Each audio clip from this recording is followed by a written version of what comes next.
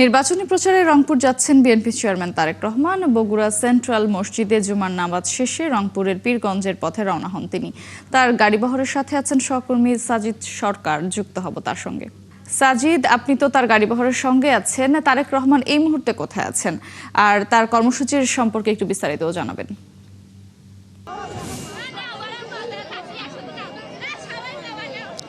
মৌটুসী ইতিমধ্যেই বগুড়া পেরিয়ে কিন্তু গোবিন্দগঞ্জ জেলায় প্রবেশ করেছেন।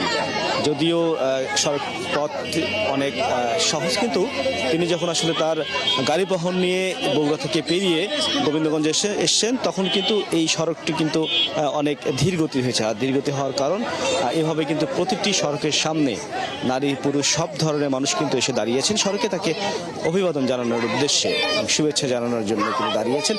আমরা দেখছিলাম যে শুধুমাত্র নির্বাচনী আসনের ভোটার নয় বা বিএনপি বা অঙ্গ সংগঠনের নেতাকর্মী নয়, এর পাশাপাশি সব ধরনের শ্রেণী পেশার মানুষ তাকে দেখার জন্য কিন্তু সড়কের পাশে দাঁড়িয়েছেন।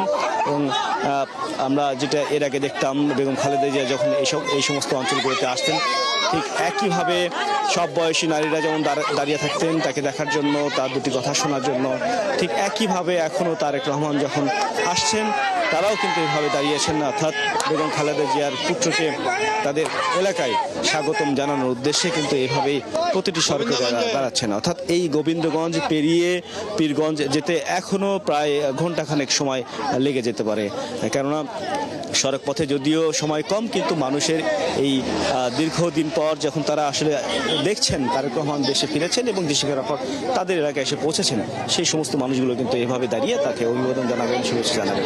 তবে পীরগঞ্জে যে সময়টি দেওয়া ছিল সেই নির্ধারিত সময় হয়তো পৌঁছাতে পারবেন না, তবে না পৌঁছালেও এই যে মানুষগুলো যারা দাঁড়িয়ে আছেন তাদের প্রত্যেককে তিনি শুভেচ্ছা জানিয়ে কিন্তু তিনি পৌঁছাবেন তার নির্দিষ্ট গন্তব্যে। মৌটুসী, ধন্যবাদ সাজিদ, আপনি থাকবেন তার গাড়িবহরের সঙ্গে। এই রংপুর পৌঁছালে নিশ্চয়ই আমরা আবারও আপনার সঙ্গে যুক্ত হব।